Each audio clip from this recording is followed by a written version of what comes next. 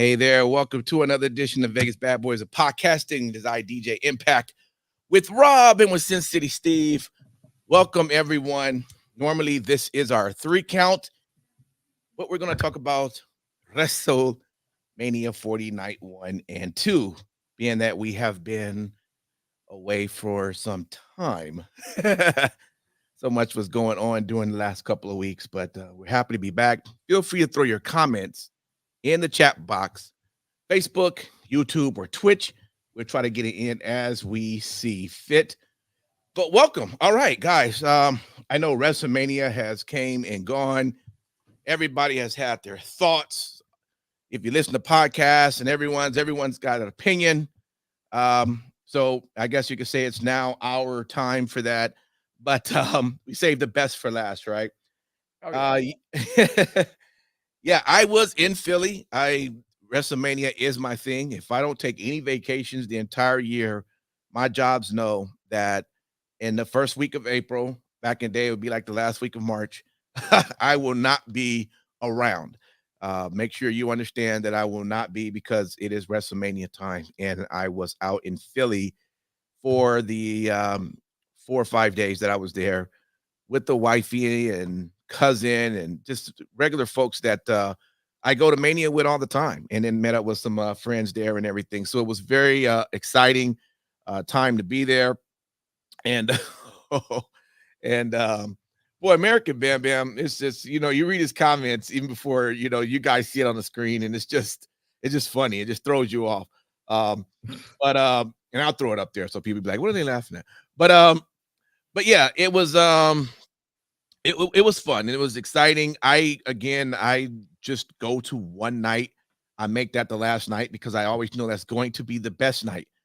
It's weird when I see in chat Sin City where people go, well, night 2 is better than night 1. I'm hearing this in the chats and I'm going, well, night 2 should always be better. That's the way it yeah.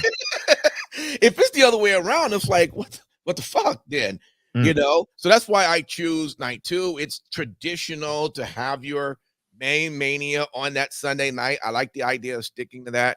I did 2 nights one time, and that was after the Tampa show when it was in Dallas. And guys, I would listen.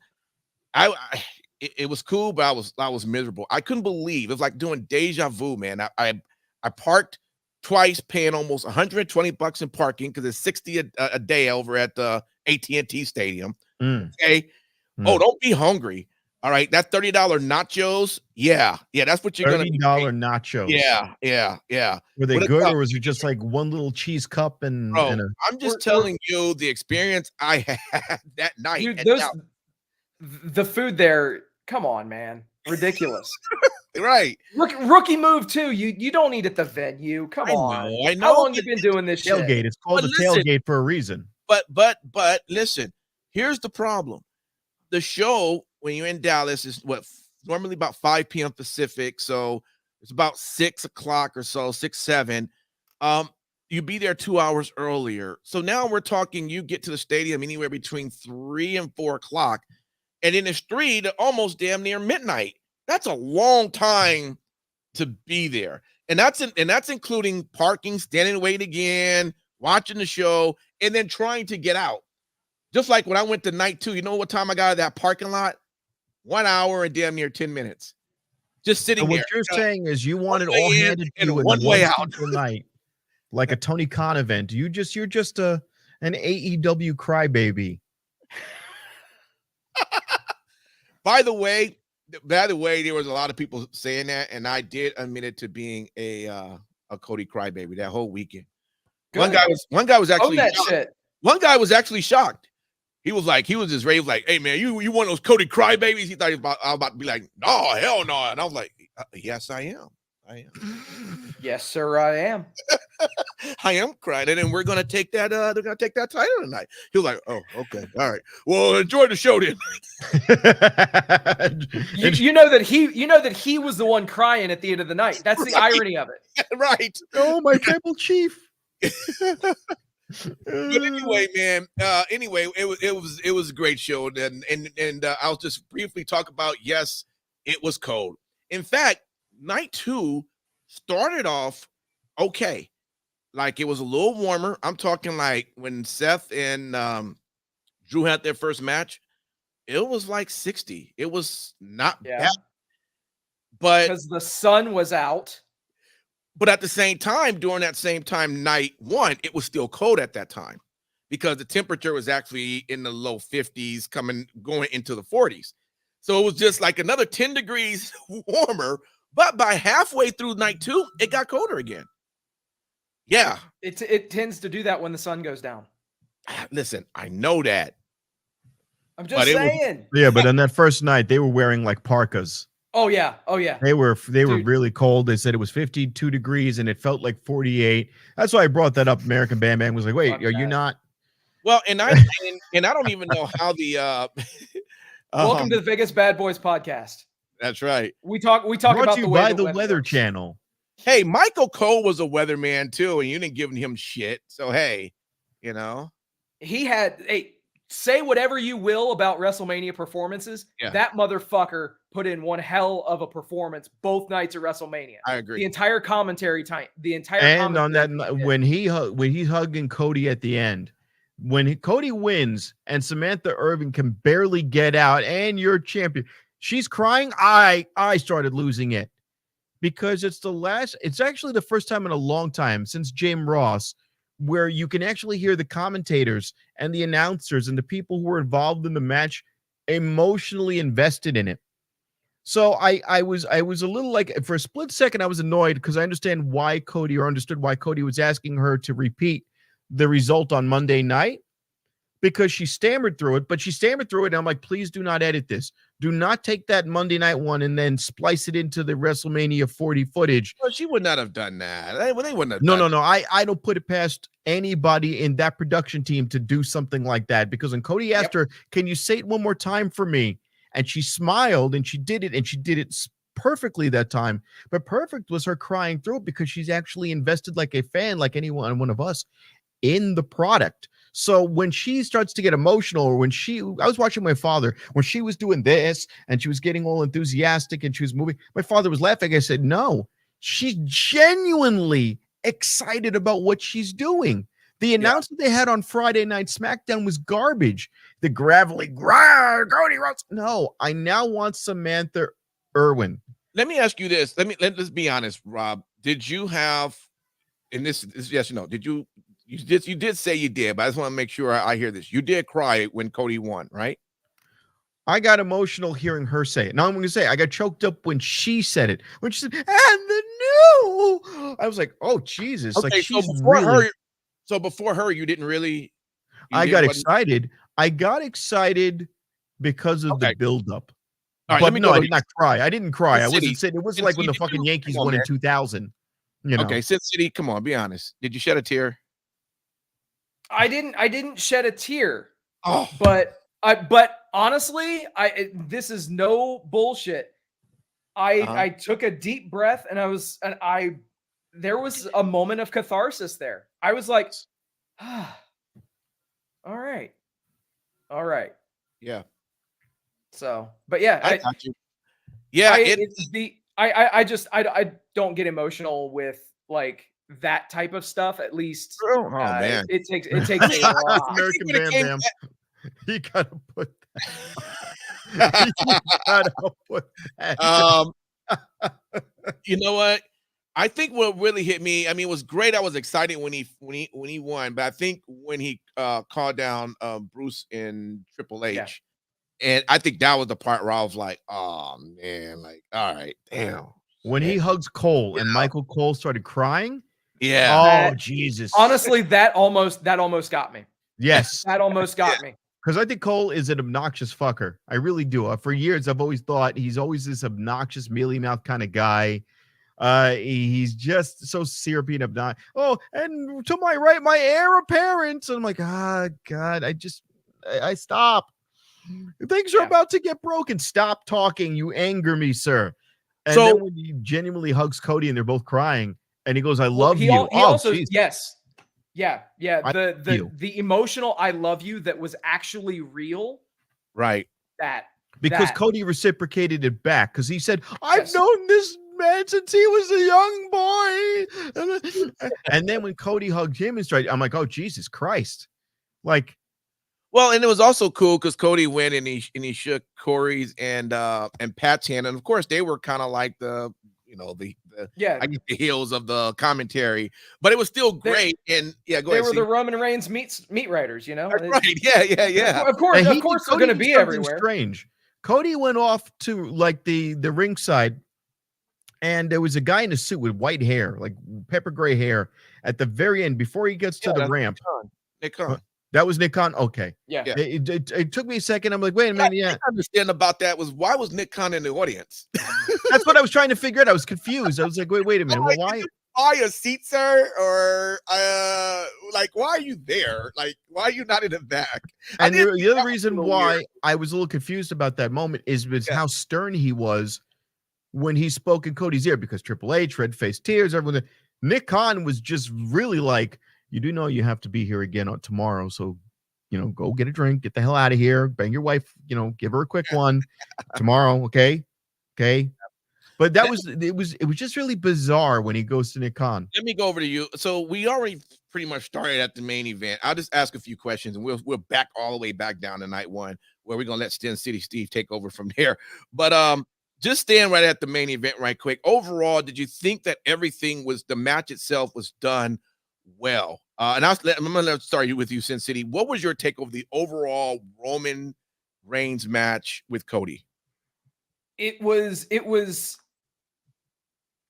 exactly what it needed to be.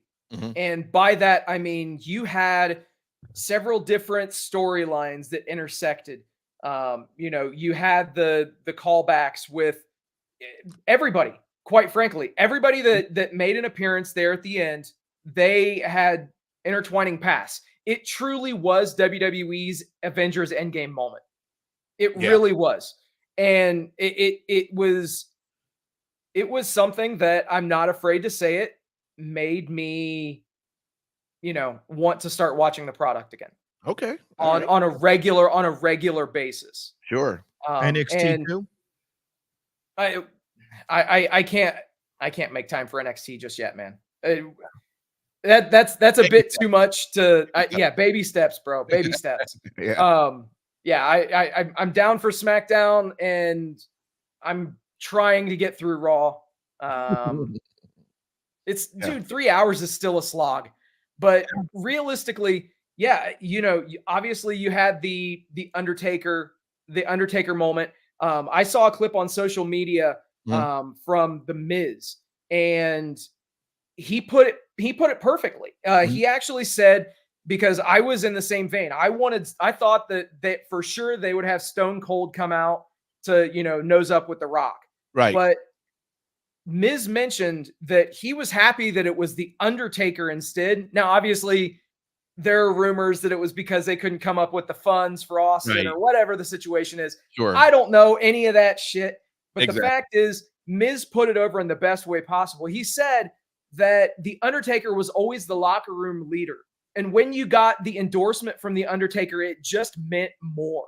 So for the Undertaker to come out and come to the aid and the defense of Cody Rhodes, it actually carried more gravitas than if it would have been Stone Cold Steve Austin in the grand scheme of things. And that made perfect sense to me. So, no doubt. And I'll just ask you quick, Rob, you agree with the match overall? Good match. The match was good. You're going into this assuming that Cody is going to win this. So how are we going to get here now? 39, we thought that, and we got screwed. But this time around, you knew we were going to get there. So how are they going to do it? When Jimmy comes in and when Solo comes in and they do the Samoan neck spike and the freaking spear, holy shit. And he's kicking out of double finishers. So we're talking about a guy who, by all rights, should have been easily pinned on any other match. And, it's amazing. They really put on. Cody is the one who had to carry it all because he had to sell every shot. He had to kick out. They didn't do any slow counts where you're going 1, 2. We're talking about a polished show that had to look like a match that had to look like it wasn't polished. So you got to work double hard now. And Charles Robinson was the perfect guy because he's the most veteran guy. He was in that famous Jericho match where Jericho was going, "Hey, he's hurt, dumbass," and started shoving him around to get him to stop the match. Right. This guy is the best guy that they could put on such a match. Yeah. So that was really good. The run-ins were great. The thing was, everyone thought Stone Cold. So you did swerve the audience by putting in Taker. And when you hear the gong and then the lights go out, you're not expecting them to cut out the lights in a fucking mega arena. I can only imagine what that was like for you being there. I'm at home. I've got a load in my pants. I'm just like, oh, Jesus. It doesn't get better than this. They kept elevating it. They kept stacking it up. Oh, Cena. Okay, well, he's going to be Cena now.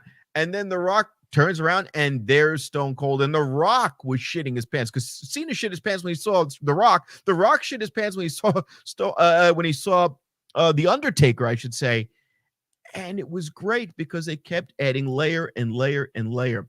There was only one thing I didn't like. Okay. They broke the fourth wall when they cut this little video promo before of The Rock talking about, we knew what the card was going to be. Back in October, him and Triple H saying that, and I went, don't show me that video. Don't ever break kayfabe, you fuck. Triple H does this. Paul Levesque has this thing where I'm peeling back the layers. No, you want to show me that after WrestleMania on Monday night as a reason for me to go to Peacock. If I want to see how it was made, don't tell me while it's in motion that you've already set up the card months in advance. I want to be completely just lost in the moment. Don't take me out of the moment to do a promo about the making of WrestleMania on the night of WrestleMania. That annoyed me. That was the only thing. Let's, of course, night 2 was what it was all about. But night 1, we all know that, yes, it was extremely cold. But I don't know if that was, the reason. Now, by the way, I don't. All the matches in night 1 wasn't horrible. I mean, first off, the Sammy and Gunther match was just that was a phenomenal match. But Sin City, what was your take on night 1? Honestly, I think that Sammy and Gunther was definitely the best match on night 1, without question. And they did exactly what they needed to do. They accomplished exactly what they needed to accomplish with that. Pretty interesting, the whole 666 days title reign for Gunther. The consummate heel, the consummate evil guy. Right. Evil. And by the way, the reason why I kind of arched my eyebrow in wrestling talk, here's a little callback for that. Okay. When you mentioned Jey Uso's tearing it up, he's proven he can take the main event.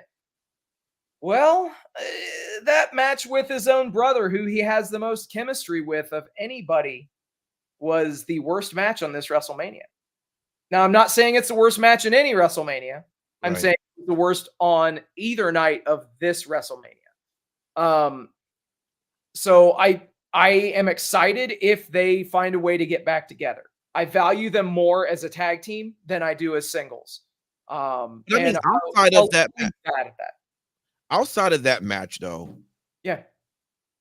with all the other matches with Jey Uso on Raw, wouldn't you say that those matches were maybe a more elevated, more exciting matches than maybe what you saw? Because it almost saying that you're looking at that particular match and going, well, Jey can't really do this on his own. He really needs his brother. They really need to be together. But what about everything leading up to that? Hasn't Jey been doing a good job as a main event? The big thing that I have to throw out there is you definitely do need to look at a stage like a WrestleMania, though, because how is this guy going to perform when you give him the ball? Because inevitably, Jey Uso is going to hold one of your major championships in WWE. It's just a foregone conclusion at this point. So ultimately, is he there yet? Is the key word, yet. I don't believe he is. Okay. But I think he can be. He definitely can be. But he's not there just yet. So he's another guy with very limited mic skills. He knows how to say pop words, but he cannot carry a conversation or cut a long form promo. Exactly. And let's be honest, Cody Rhodes isn't the best on the mic either. That promo he did on Friday night was terrible when he apologized for cursing from saying bitch. So, I mean, he's another one. So, what do you want to talk about? You didn't like the Brandy Rhodes reference? Cody Rhodes. I mean, Cody quoting Brandy in a promo. What, you think this is open mic night, bitch? Yeah, that was a Brandy Rhodes quote from AEW. Yeah, and again, and he's doing all of the, he's doing all the toot sweet and shit, and it's like out of context now. That's fine. He's a syrupy baby face. But let's jump back over into night one. Night one. Yeah. I mean, Jay Uso versus Jimmy, and Jimmy doesn't look healthy. Jimmy, he took his shirt off. He looks flabby. He looks out of shape. They wanted it to look twins in the ring. They have to look the same. And Jimmy doesn't look as healthy. He loses fairly simply. I'm sorry for cutting your point off earlier. I apologize. If we talk about the women's, it's a squash match with Damage Control. They got squashed. The three of them got squashed. Yep. They completely and it was ridiculous. There was no scenario. They had a few spots. Mm-hmm. Asuka had a few. They're good talent. Io Sky getting out of a rose plant on night 2. Again, it's night 2, but those women have good talent, but you're putting them up against Amazon women. Right. It was ridiculous. That should have been a title match on night 1. That should have been a title match. That trios match only served to be a showcase for Jade Cargill. Yes. And that's the only reason why that match was there. Title match it up. They should have said, "Hey, you think you're better than me? Put your belts on the line." And then just do it like you did with New Day, where you had 3 guys with the 2 belts and you shuffle it around, title match it up. Or you didn't even need Naomi. She seemed out of place. She seems out of place now, which is a shame because I feel she's going to get shuffled to the back. But again, that's a future thing. That should have been a title match. I can see Naomi actually slotting in with the babyface bloodline faction. Could do that. Yes, you could. Because I could see someone like a Nia Jax going in on the Nia Jax put the ones up. Nia Jax put the one up. I sent you guys a message. The moment I took a screenshot, I was like, boom, Nia Jax put the one up. Yeah. I've been saying this forever and a day. Yep. She needs to be part of that faction. Point. Yeah. She needed to be. She is too strong to be wasting her time squashing smaller competitors. And she's too good to have her talents wasted because she lost a match to Becky Lynch and neither one of them benefited from it. Becky Lynch losing didn't care one iota because I had no emotional interest. They tried to put some gasoline by making a joke about her being, a bad mom. Don't you ever talk about my kids? It was low-hanging fruit. It's like they ran out of steam trying to. So just quickly going over the now that you mentioned Becky and Rhea, as far as you was concerned, you didn't care much about that particular. Give 2 shits. Yeah, this is the problem with Rhea Ripley. Rhea Ripley is on Raw to have a belt. She's got a belt there for the Judgment Day listens to what she tells them to do because she tells them to do something and then she slaps the belt and goes, by the way, who's the leader of the Judgment Day? Oh, wait a minute. But then we've got Damian Priest with the Send Your Money in the Bank and he slaps the box and everybody else loses. And it's a joke. It's the running joke that everybody else loses. So when she won on Monday, or excuse me, on day 1 on the Saturday show, what did I say to you? She's going to lead the Judgment Day. It was a quick knee-jerk reaction. My thought was, how long do you have one person performing and the other person performing and the rest of you lose all the time? Right. So that's what I'm wondering is you can't have Dom lose every week. You cannot have the other one lose every week. Mm-hmm. Okay, you've got 3 guys who aren't performing, and so what are they now? It's just a man and a woman with the world heavyweight belts. Finn Balor is a winner. All right, Finn Balor's a winner, but he's not being used Finn as a Balor winner. is the only thing that I'll say with Finn is he last time that I read some things online, I know internet woo, but he has not signed a contract, nor has he been given a contract extension as of yet. So he's working day to day. So we'll see what happens with that. Yeah, supposedly. Go ahead. I could see them splitting, kind of fragmenting the Judgment Day apart. I mean, you see what they're already doing with Dom. Obviously having allegiances with other groups, other factions. Right. I think he'll be absorbed into Legado. I could see Finn leaving the company entirely. Damian Priest, now that he has the world title, quite frankly, it's a clean slate. He can do whatever and it'll work. And if he chooses to part ways, with the Judgment Day, Rhea does the same thing. Completely understandable. But yeah, that's something that easily could have happened. I did not see Rhea losing this match at all. I don't think they did a good job with, building any kind of shred of doubt that Rhea would lose the title to Becky. Right. But it was good that Becky put over Rhea in almost. But did she put put over over Rhea? I don't think she did. I think it was even. I don't think that I got any more of a shine off Rhea Ripley beating Becky Lynch, because I never felt that Becky Lynch was a threat to her. You did the pull aparts on that previous Monday Night Raw. There was never a point in it where I went, oh, wow, we know this could go either way. No, I went, no, this isn't going anywhere. Rhea Ripley's going to beat the shit out of her, and she did. And she did. And names have value, man. That's all that I'll say to that. Like, names have value. Becky Lynch is what she's done with WWE. Her, laying down and getting her shoulders counted to the mat for 3, with Rhea getting the win, is enough of, a put over for me, in my opinion. I look at it as this. If we did you feel at any point that she was actually going to beat Rhea in that match? No. Were there any spots? No. Okay. So now what do we have left? Because Shayna Baszler, they're still doing nothing with her. The other one that tags, which they're not doing anything with her. They've got women on Raw that are there to fill spots so you could go take a piss or heat up your hot pocket.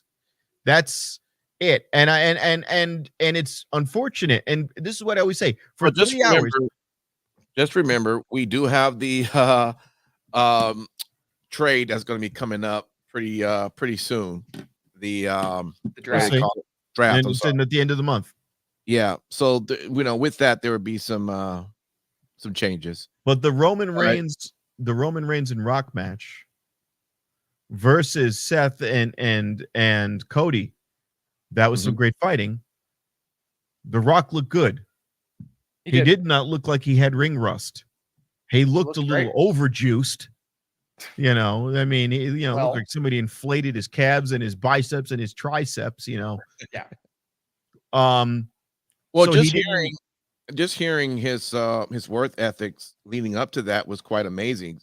Talking about he trained in 3 or 4 different states, and he had rings put up in LA and Atlanta and all the different places, and training that's a lot to take on. I love to hear when someone really when they take something serious. And I know The Rock would. He's been in his business, but that's also the reason why I give props to someone like Logan Paul too.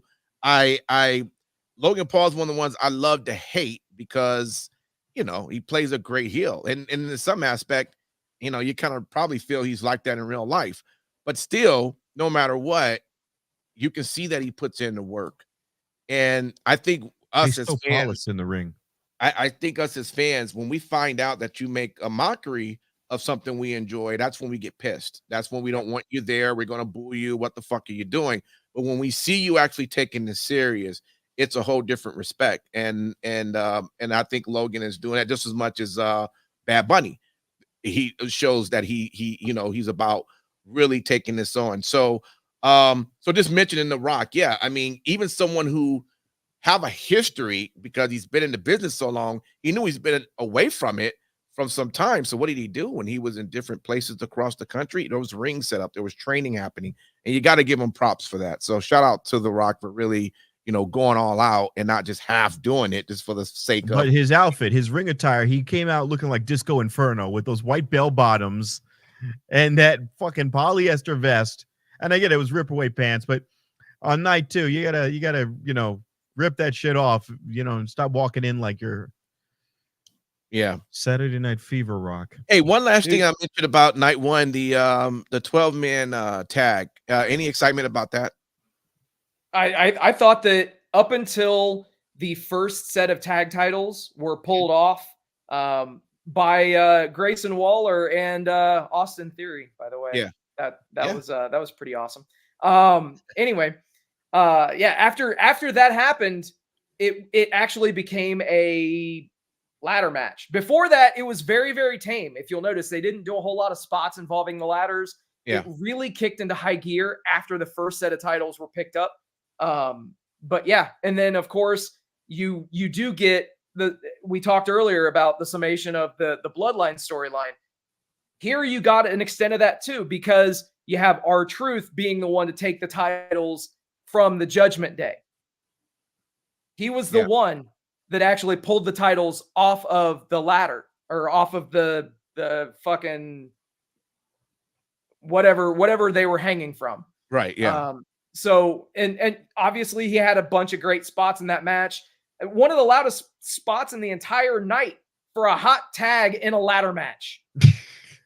What? That was awesome. Yeah.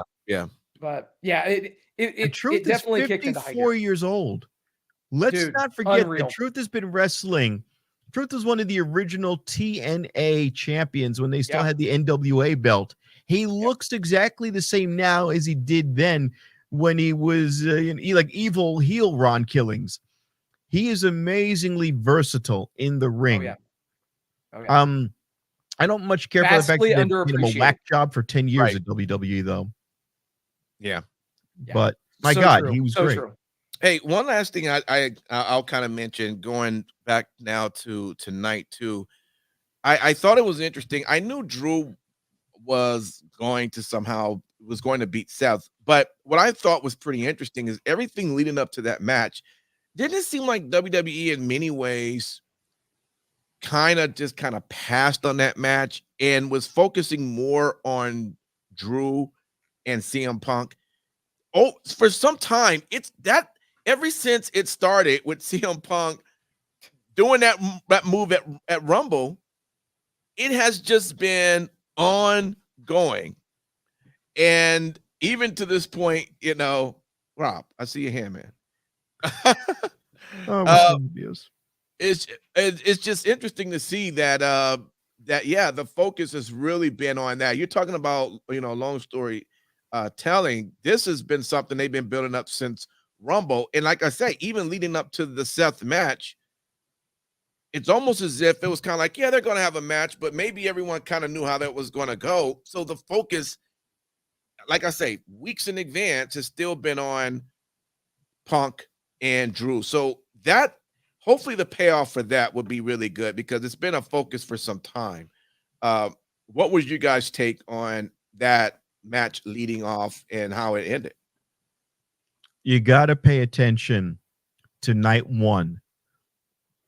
We're going to talk Ric Flair style. How did you know Ric Flair was going to lose a match? You guys know the answer to this. How would you know he was going to lose a match before the match began? His ring attire. He would wear red when he was going to lose. He would wear blue when he was going to win, maybe purple. What did Rollins wear on night 1? He wore kick pads. He wore his usual wrestling attire on night 1. On night 2, he came out with a big hernia belt on, covered in fuzzy stuff, and very loose-fitting pants and Jordans. And it was the first thing that caught my attention in that first match. He said, okay, we know he's going to lose, but you want me to believe that this guy thinks he has a shot. He came out in the most comfortable, loose-fitting clothes, and they said, oh my God, he really banged it out. That match with Drew McIntyre was a banger. No. That match with Drew McIntyre was a match with CM Punk because he kept talking about CM Punk, and CM Punk was like, "Why are you talking about me? Go focus on your match." Now, when he started crawling over to all that, but the match with Seth Rollins, yeah, there was lots of spots. He got ejected from the ring a few times. There was the shoulder spot. There's where he got, got caught into the corner. But I'm looking at this and I cannot stop staring at his ring attire going, wait a minute. This is the first time I've ever seen him dressed like this to fight a match. You've already buried the lead right there. You buried the lead right there because you showed that he was not taking it seriously, because he was not wrestling in his full gear at 100%. Came out with the kinesio tape. He was covered in it like a mummy. It was really just up his back. But still, that to me gave away the whole end, at least for the purposes of Seth Rollins. Now, when Drew McIntyre climbs on the fucking desk, I'm thinking, wait a minute. He knows that there's a guy out there with a briefcase. He knows that. He's not stupid. And he also knows that everybody knows you're not going to go after Cody Rhodes. The moment Cody Rhodes wins, the entire freaking audience is going to jump into the ring. The wife's going to be, you're not going to cash in on Cody Rhodes. I wonder who it could be. And who called that ending? It was me. Oh, all right. A lot of people with functioning brains. Right. You're right. But and you said it was too soon. No, it was perfect because I'm watching this guy. He's dicking around. What sold that ending, what was so great, was when Punk took off the elbow pad and he looks healthy as all hell. Somebody should have told Punk, you don't wear dress shoes and white socks. That's besides the point. When he's, it is Pepsi Phil that we're talking about here, right? No, excuse me. It's called Fragile Phil because he's going to recover and then he's going to get hurt again. And he's going to have to give the belt back and say that it was just another bump in the road. He's had more bumps in the road than Tony Khan. Now, I'll leave it with this just to say that it was great. Now, here's the thing. Do I believe that if you're putting a big risk here, you're hoping that Fragile Phil could get up to a level of Drew McIntyre to perform at that level and sell a grudge match where Drew McIntyre by all rights would be, ragdolling him. Will Fragile Phil be able to withstand that beating? That's all. I yield to the floor. All right. Sin City, any extra thoughts you want to throw in that or? Are we talking about that match specifically or? It can be, or it could be something. It could be something else as well. So when the theatrics continued at ringside, and Drew didn't just take his belt, celebrate with his wife, and get the fuck out. Yeah, you knew something was going to go down. So it was just a matter of time. It was done to perfection. For as much as night one was mid, night two delivered on all of the check boxes that it needed to deliver on. Yeah. Of course, you've got Damian with the successful cash in, but I will go as far as to say the Logan Paul, Kevin Owens, and Randy Orton match was also exactly what it should have been too. Yeah. You got the chicanery with the prime displays and ISHO speed. Love that. Again, just building storylines. It was fun. Yes. This was a fun match. And quite frankly, with two guys that, you don't always think of Randy Orton as being involved in fun matches. Right. But if you look at it, he's done a lot of just brutalizing random dudes on the outside of the ring. Right. He's done it numerous times with various opponents, various managers, all that kind of stuff. But yeah, Logan Paul picks up the win exactly as he should have. The guy needs to hold that title up through Jake Paul versus Mike Tyson so that Logan Paul can come down to the ring with his brother with the United States title on his shoulder or around his waist. Yeah. Thus putting over your brand in yet another worldwide. Do you bring Tyson into WWE? Yes. I would. I absolutely would. He's made comments that his wrestling home is WWE. Yeah. So yeah, I mean, you could easily bring him back into the fold and you could use that to help build that match even and get Jake Paul on WWE TV as well. Do you put him in a match? I don't know if you put him in a match because you don't want to have any kind of physicality with either of those guys. Maybe after the boxing match, if they're not completely fucked up. But yeah, you don't do it before. You definitely don't do it before. Right. Yeah. Yeah. Well, yeah, that was Mania. I mean, I know there's other. Can we talk about Bailey and Io Sky too? Yeah, Like, yeah. I was actually yeah. I mean, lost in the shuffle of all this is the fact that Bailey did finish a story as well. She did. The fact is that the fact that we got Bailey winning the title as the babyface winning a big championship again did sow a seed of doubt or two that are they really going to have two baby faces win world championships back-to-back matches? Right. So obviously they did, but it gave just a little bit of a hint of doubt. And I know American Bam Bam was advocating for Roman Reigns to hold on to that championship and surpass Hulk Hogan's reign, and then drop it, some other time. But it planted those seeds. And when Bailey won that match, in the back of my mind, it's creeping in there. Is this fucker right again? And I didn't want that to be the case. So Right. No, that was that was a great match because first off, Io was putting it on Bailey. I was like, man, at some point, and I'll be honest with you, I do sometimes have a problem with matches where the person who end up winning is getting extremely beat up throughout the entire match. 15 minutes of them just getting destroyed, and then somehow at the end they come up with some move and win. I ain't gonna lie, I do hate that. I like for there to at least be a back and forth, and then in Io, in many cases, she was whooping up on. You go back and watch that match. I was like, I actually forgot just how great Io really is in the ring. She's awesome. Yeah. And that's just because you don't get to see. That's the thing about it, when you're champion, you don't get to wrestle as much unless it's on a PLE. So I don't get to see a lot of EO matches. Say it again. That was an amazing match. And when she got out of the rose plant and just got to her feet, there were so many spots in there where I went, I now want her to win almost. I didn't respect her as a wrestler because I didn't see much of her wrestling to date.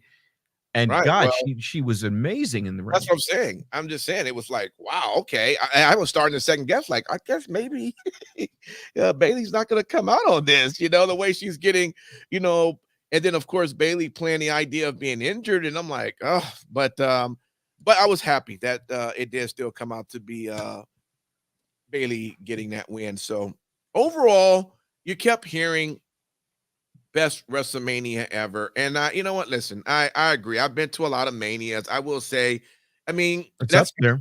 I mean, it could be debatable. I mean, God, there's so many. It's a top five for certain. Yeah. One of my favorite WrestleManias, and I won't bore you guys with it, but it would definitely be for me 19. That was Safeco Field Seattle. Just a lot of overall, just a great storylines leading up to that one. And so it would, I would have to see where it would fit in when it comes to that. But overall, I thought they did a good job. And especially Mania, that was all put together by Triple H. Exactly. Yeah. Now I had a question, and it just dawned on me as I was watching this. Yeah. There was no women Money in the Bank holder, was there? They didn't do it that year. I don't remember. We'll have to look. I looked it up, and it said there wasn't a women's Money in the Bank. Okay. Holder. So, because I was always wondering, wait a minute, why haven't we had that in the background as another layer, another? Well, that could be something again. Now that it'd be back under Triple H, that we may see later this year. I mean, I know they're going to have it out in Canada, which I really wish I can be out there for that Money in the Bank that entire weekend. But so Io was actually the women's Money in the Bank winner. Oh, okay. There you go. Oh, okay. Yeah, and cashed in shortly thereafter. So that's right. That's why, because right. I remember now. She didn't make a thing about carrying the briefcase. Gotcha. Because I just forgot about, because they did it rapidly. They did that one quickly. Yeah. All right. Yeah. She wrestled very well, and she didn't wrestle well for her height or her this or that. No, she wrestled at top level. I'm going to be honest, and it's going to sound fucked up. I'm glad Charlotte Flair was not around, because she would have took away too much shine from a lot of these other people. Yeah. She was not needed. It's not that she doesn't have the talent, but she was not needed. We got to see other people expand on the microphone. We got to see other people show moves we haven't seen before. And fucking A, Jade Cargill was goddamn amazing in the ring. She took a while to get there, because that Royal Rumble, she got hurt, and they gave her more time at the center. But she did take a nasty spill in that ring post at WrestleMania at Royal Rumble, and I think they took their time and found a good spot to put her in. But now she's here, and she's performing well, and she's doing what she needs to do. Is she over with the crowd yet? I don't think so. I think right now she's just the big tall person who's attractive, whatever. Something's gonna have to happen yet, because I'll be honest, outside of Rhea Ripley, can you tell me a woman right now who's cutting good promos?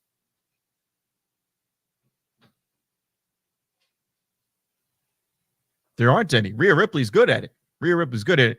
There isn't anyone else cutting really, really good promos. And I'm going to say something a little odd, but when you see Bianca Belair come out, she looks like she's phoning it in a little bit. When she came out even 2 years ago and her music hits, she's skipping down there, full energy, knees hitting the ceiling. She is just, now she's just like, I'm on my own. And guess what? And she doesn't seem like she's at 100%. She seems like she's kind of bored with her own gimmick. I wouldn't say all that, but I that's the vibe I get watching her come down the ring. It seems like it's stale for her. The vibe I get from watching her come down the ring, because that's everything. How you enter a match is everything. That's why, what did they do for The Rock? They changed up his entrance theme just a little bit. They changed up his name to the Final Boss. They reimagined him. He's cursing now. This is what you get when you fuck with the Final Boss. And that music, and then they switch the theme halfway through, and different stuff comes up on the Titantron. Yeah, but that's not something that they need to do with Bianca. She's the same as she's been where she's at right now. I'm saying when you're coming down that ramp and you're coming in with half your energy that you used to come out with, that reflects to me as somebody watching at home going, you're bored with yourself right now. It's the same thing. I don't see it. I get what you're saying, and I would agree with in terms of that, but I don't see that from Bianca. To me, it doesn't look like she is not happy at where she's at. It seemed like she's in the ring. Yes, she's doing well in the ring. She's selling in the ring, but I also feel like they've gotten to a point where there's a ceiling with the women, and a lot of these women hit their ceiling. Because if she comes out every week and spins and twirls her ponytail around, okay, and she does the moves that you've seen her do, okay, that's fine. KOD. But now, if they're going to put her in, hopefully they are going to. That'd be great if they do a tag team, because that's something she hasn't done. That would be something new for her. So maybe that's where they're going, and I'm hoping that's where they go. But I want them to be fighting give them a belt. None of this crap where they just sit there like they did with Chelsea Green, where she had the belt and she just shows up and she tells she's catty, but she's holding the belt. They've done that too many times. Make them fighting champions and make them go back. See, this is the only thing I didn't like. And maybe it's me, maybe I didn't pay attention. Did we know that the men's match, that tag match, was going to be splitting the belts when they did it? So as soon as I saw that, my first thought was an annoyance, because I always wanted them to unify those belts. But then I thought, wait a minute, this gives more people an opportunity to hold the title. Why not? But it was too easy the way they stripped it away from Judgment Day. And also Judgment Day's reaction was, Damien's got the belt and Mommy held onto her belt. They didn't seem at all bothered that they were no longer the tag champs. I was expecting a little bit more of anger that they lost their belts, but they didn't seem to care. And that bothered me because they should be getting all the gold. And WWE never does this. They should have had all the gold. They should have the tag belts in some capacity. Even if they kept just the Raw ones, I would have been happy with that. Where they go. You were always pretty you were always pretty bored with the Judgment Day anyway. So even if they would have had all the belts, I don't think that would have made any difference to you. It would have made me happy in the sense that at least at one moment, every member of that roster, every member of that faction has gold on them. Because that's what the one thing I wanted to see. I wanted to see that with the closest we ever got to that was the Bloodline, but Solo never had a belt. Because they could have given Solo an NXT belt. They could have given them the United States Championship. For the brief moment, they had a lot of the gold. I wanted Judgment Day for as dominant as they're supposed to be. Well, you're having Dominic lose a heck of a lot lately. And then you're having the other Irish guy's name I can't remember because he's not that relevant. Yeah. What? JD McDonough. He loses nonstop. So if maybe they get a tag belts down the road, I could be for that. I could get down with that. If they get the tag belts down the road and get some more gold for the Judgment Day, I would be down for that. I want you to, if you're a really badass faction, win gold. I want your shitty guys to have gold. I want your weakest links to have gold. But at the same time, you don't want every faction to accomplish the same thing. Just once. If you did it for a month, because remember when Bayley had all the gold for that time, they had the tag belts. Bayley had the one belt. Sasha had the other. That was cool because now you're obnoxious and we hate you, but you've got all the gold, so you have the right to brag. You're as good as you say you are. And Judgment Day sitting in a little purple playhouse. It's fine.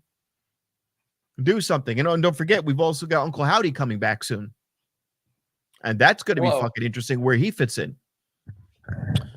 All right. Well, I think we have touched base on the WrestleMania overall. I think we all can agree it was a great show. Looking forward to see what they come up with next year. Although it's interesting knowing that we don't know where they're going to be for next year. So, New Catch Republic will have all the gold. Cut the bullshit. Okay, so we talked about WrestleMania. Let's talk about the real main event. Okay. What all did you do in Philadelphia? Cheesesteaks. Yeah, there were a couple of cheesesteaks, and right. I will tell you this. Apparently, seasoning is not a cheesecake thing. I guess I don't know. I mean, the second one was a little better. The first one, they just cooked the meat and threw it on to the bun. Remind everybody where you went.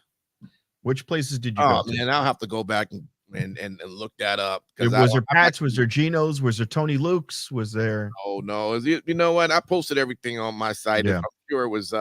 Were you bound up for a few days? Say it again. Were you bound up for a few days?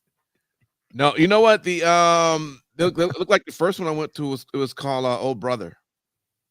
Okay. Old Brother Steaks. So, and it wasn't necessarily bad. It was just that again, it wasn't really wasn't seasoned. So I don't know. It was just I'm just used to meat having that kind of on there, and they didn't. But excuse me, sir, I'm going to give you a backhanded compliment.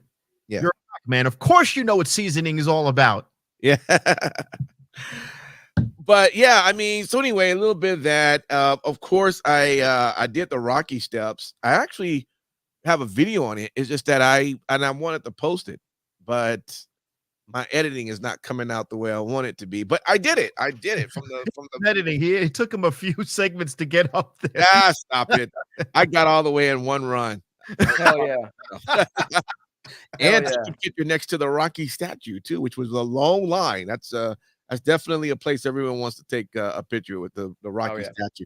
So yeah, I got a chance to do that as well. And the reading terminal. I don't know if y'all know about this. I guess in downtown they have this building where they have lots of just food places that are inside. All types of food places you can think of. All these little small little kitchens that's surrounded in there. I mean, you could choose whatever you feel like eating. It's in this building, and this is hundreds of people, thousands of people go through it a day.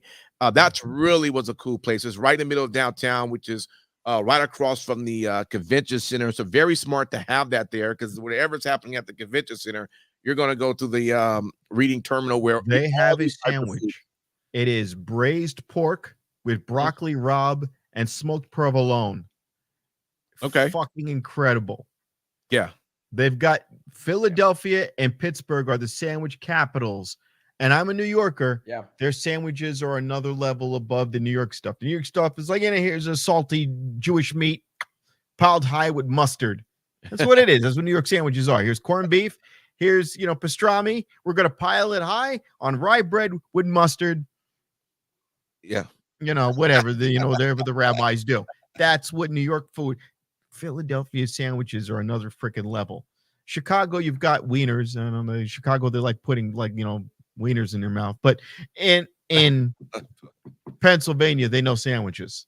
Now, if you want to get a taste of what a Philly cheesesteak is like, and the closest in Las Vegas you're going to get, because we're Las Vegas bad boys, is on Decatur.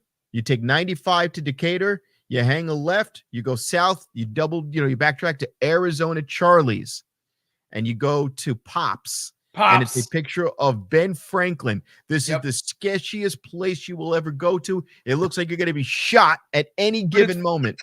It's so fucking good, though.